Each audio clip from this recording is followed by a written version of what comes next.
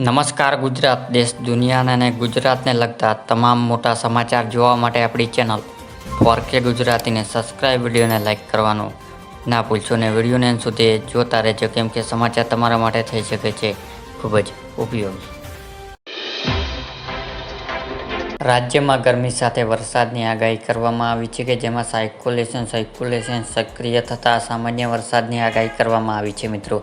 એટલે કે દક્ષિણ ઉત્તર ગુજરાત અને સૌરાષ્ટ્ર કચ્છમાં વરસાદની આગાહી છે. તેમજ બનાસકાંઠા, ભરૂચ, સુરત, ભાવનગર, અમરેલી, ગીર સોમનાથ પણ કમોસમી વરસાદ પડી શકે છે મિત્રો.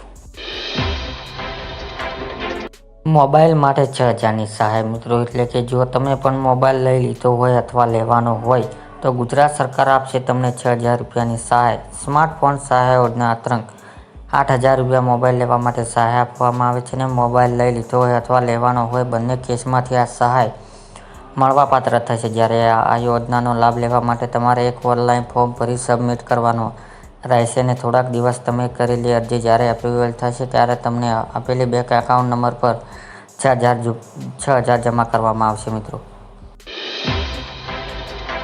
સોના ચાંદી ભાવમાં વધારો. એટલે કે સમાચાર જોતા હશો અથવા તો કોઈની પાસે વાત પણ સાંભળી હશે કે આજે સોનાના ચાંદીના ભાવમાં સતત વધારો એવો જોવા તમને આજે ફ્રી છો અને વિચારી રહ્યા હો કે સોનું અથવા ચાંદી ખરીદી લઉં, અથવા તમારા લગ્ન પ્રસંગમાં આવી રહ્યો હોય તો સોનું લેવું પડશે. આજે તમને અઠવાડિયાની એટલે કે 1 થી લઈને 6 એપ્રિલ સુધી ભાવમાં કેટલો વધારો થયો છે આજે અમને તમને માહિતી જણાવીશું. આવો જાણીએ વિગતે.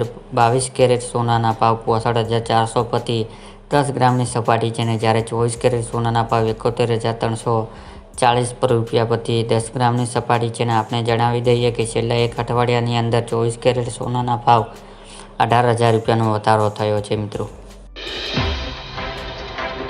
મોદીની ગેરંટી 5 વર્ષ સુધી મફત રાશન. એટલે કે અમારી સરકાર 25 કરોડ લોકોને ગરીબમાંથી બહાર કાઢ્યા છે, અને જેમને અમે ગરીબમાંથી બહાર કાઢ્યા છે તેમને પણ થોડા સમયમાં ખૂબ જ સપોર્ટની જરૂર છે. અને આ વિચારણ સાથે ભાજપ ગરીબ કલ્યાણ માટે ઘણી યોજનાનો વિસ્તાર કરવાનો સંકલ્પ કર્યો છે. અને મોદી ગેરંટી છે કે ફ્રી રાશન યોજના આગામી 5 વર્ષ સુધી ચાલુ રહેશે. અને અમે ખાતરી કરીશું કે ગરીબ થાળે પૌષ્ટિક ભોજન હોય, અને મોદીની ગેરંટી કે સસ્તી દવાઓ મળશે.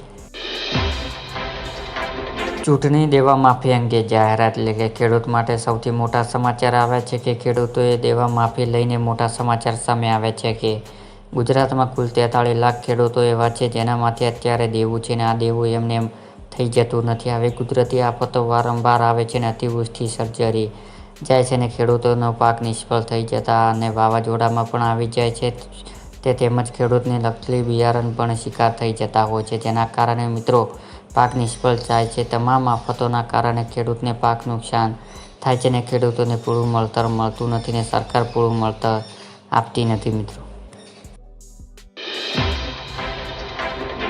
વોટ્સએપનું નવું ફીચર આવ્યું છે. વોટ્સએપમાં એક પછી એક આવનાર ફીચર લાવી રહ્યા છે, ત્યારે તેનું વધુ એક નવું ફીચર આવી ગયું છે. અને વોટ્સએપમાં છેલ્લા ઘણા સમયથી 30 સેકન્ડનો વિડીયો સ્ટેટસમાં મૂકી શકાતો હતો. હવે તે વોટ્સએપમાં નવા અપડેટ સાથે 1 મિનિટ સુધીનો વિડીયો